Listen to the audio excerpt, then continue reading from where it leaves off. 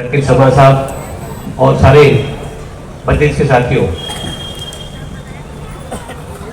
अभी 1 घंटा 10 मिनट बाकी है।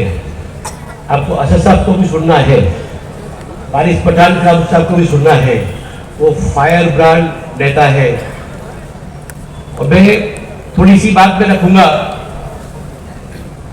कि अब इलेक्शन का मुगल फूक चुका है। इलेक्शन का मुगल फूक चुका है। तेरा मेरा रिश्ता क्या, तेरा मेरा रिश्ता क्या। जब जब चुनाव आता है तब तब बीजेपी बोलती है बीजेपी आ जाएगी, बीजेपी आ जाएगी, बीजेपी आ जाएगी। बीजेपी का डर बता बता कर आपसे वोट ले जाकर वो आपको बेवकूफ बनाती है। आपको पता नहीं है कि बीजेपी, कांग्रेस, आप पार्टी का इनका बॉस कौन है, वो कहां से आते हैं।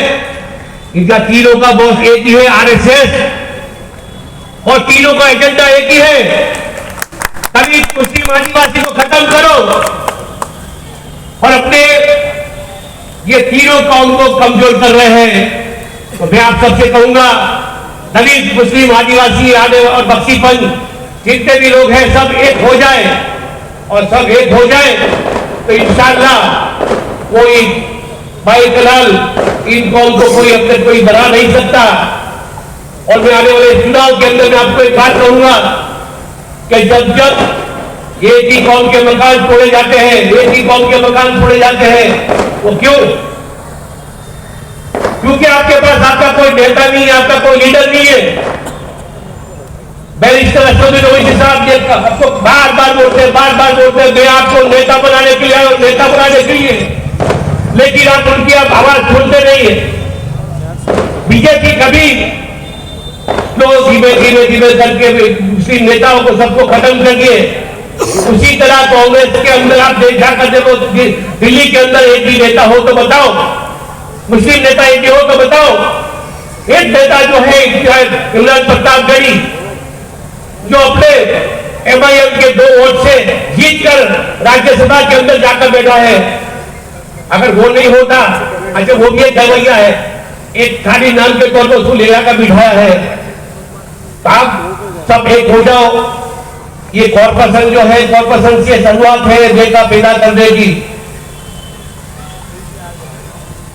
आने वाले चुनाव के अंदर कॉर्पोरेशन में एक होकर ज्यादा से ज्यादा जो भी उम्मीदवार आता है उसको आप जिताइए और जिताकर उसको कॉर्पोरेशन के अंदर भेजिए। अपना भी एक ही मकसद है, कुछ भी करके कॉर्पोरेशन के अंदर, विपक्ष के अंदर अपने बैठना है। अगर विपक्ष के अंदर अपने बैठेंगे तो अपनी आवाज वहां पर उठा सकेंगे। कॉर्पोरेशन के अंदर आज जो बीजेपी कांग्रेस है उसके अंदर कौन चंद मुस्लिम काउंसिलर है, अब वो अपने समाज की बात कहना भी चाहते हैं तो उनको साइलेंट कर दिए जाते हैं। और जब अपने नुमाइंदे एमआईएम से छुटा कर जाएंगे तो जो बुलडोजर चला रहे हैं ये लोग, उसके ऊपर हम चलने नहीं देंगे, ये बुलडोजर दूसरी साइड चलाएंगे। ये जितनी भी अपनी कौम के ऊपर जो आफत और ये लोग जुल्म कर रहे हैं, अपने नेता जो आएंगे ये जुल्म खत्म करेंगे इंशाअल्लाह। और मैं आपसे सबसे गुजारिश करता हूं, आने वाले समय के अंदर ज्यादा से ज्यादा अहमदाबाद के अंदर काउंसिलर के अंदर अपने काउंसिलर को चिताकर भेजे और अपना नेता पैदा करें। पैदा ये घटना पक्ष में एक नहीं दूसरी मर्तबा बनी। ये क्या हालात हो गए हैं, आपको वो हालातों का सामना नहीं करना पड़ रहा। आप अल्हम्दुलिल्लाह वो हालातों के बीच में नहीं है, लेकिन वो तहसील में रहने वाले आप ही के भाई है, आप ही की इज्जतदार माँ और बहनों वही है। ये ऐसे मामले हमारे सामने आ रहे हैं। ये क्या हालात हो रहे हैं, ये गुजरात के ही मामले हैं जहां निर्दोष लोगों को जेल में धकेल दिया जाता है। तब कोई सियासी पार्टी आगे नहीं आती, तब एमआईएम पार्टी हो, जनाब बैरिस्टर असदुद्दीन ओवैसी साहब की आवाज हो, तब एक ऐलान होता है कि अगर 5 दिन के अंदर हमारे निर्दोष लोगों को छोड़ा नहीं गया। 5 दिन के अंदर अगर वो निर्दोष लोग बाहर नहीं आते और जो भी पुलिस वाला इसके अंदर शामिल है उसके ऊपर कार्रवाई नहीं होती तो पूरा गुजरात देखेगा कि आंदोलन क्या होता है। अहमदाबाद में भी 26 तारीख के दिन ही पोलिंग है पूरे गुजरात में। जिस तरह से मुख्तलिफ सियासत पार्टियां अपने अपने उम्मीदवारों को यहां से चुनाव में उतारेगी, इसी तरह इस मरतबा भी मजलिस इत्तेहादुल मुस्लिमीन पूरे गुजरात में इंशाअल्लाह पूरी ताकत के साथ अपने उम्मीदवारों को उतारेगी। और मुझे यकीन है कि अल्लाह सुब्हानहू व तआला हमारे तमाम उम्मीदवारों को भारी अक्सरियत के साथ कामयाब करके बल्दिया के अंदर भेजेगा। कल रात से यहां पर मुझे पता चल रहा है कि मेडिकल स्टोर से नींद की गोलियां बहुत बिकने लग गई है। जैसा पता चला कि असद ओवैसी साहब उतर गए, अहमदाबाद आ गए हैं, आज जलसा है, तो काफी लोगों की नींद हराम, चैन खराब। अब दुकान तो बंद होने का टाइम आ गया हो। जो आपका वोट लेके इख्तियार पे बैठे मगर कुछ किया नहीं, अब जवाब देना है।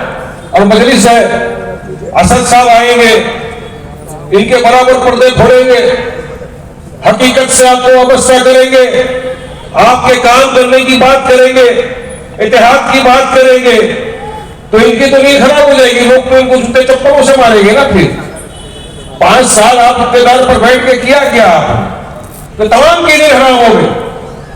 मुझे याद है पिछली मरतबा अल्हम्दुलिल्लाह मजलिस इत्तेहादुल मुस्लिमीन ने यहाँ से चुनाव लड़ा, बहुत चुनिंदा सीटों के ऊपर हमने कैंडिडेट खड़े किए थे, लेकिन आपने दुआओं से नवाजा, मोहब्बतों से नवाजा, और उस वक्त भी आपने मजलिस को वोट दिया और काफी हमारे उम्मीदवार जीते। और जो किसी वजह से नहीं जीत सके वो भी आपके बीच में रहकर काम किया। जैसा अभी हक भाई ने बताया आपके बीच कि जब जब कोई तकलीफ आई ईद के वक्त या कहीं पे कुछ इश्यू हो गए तो ये तमाम ने तो अपने फोन भी बंद कर दिए थे, लेकिन आपकी तरफ से अगर कोई जाकर उनसे आंखों में आके डालकर लड़ा, आपके हक के लिए बात किया, तो मजलिस के नुमाइंदे गए वहां। ये मजलिस की ताकत है हर तरफ। और जैसा आप जानते हैं, आप देख रहे हैं पूरे देश के अंदर क्या चल रहा है। आज मजलिस को लोगों ने अल्हम्दुलिल्लाह पूरे भारत देश में एक विकल्प के तौर पर एक्सेप्ट किया। बैरिस्टर असदुद्दीन ओवैसी साहब को अपने नेता के तौर पर लोगों ने एक्सेप्ट किया।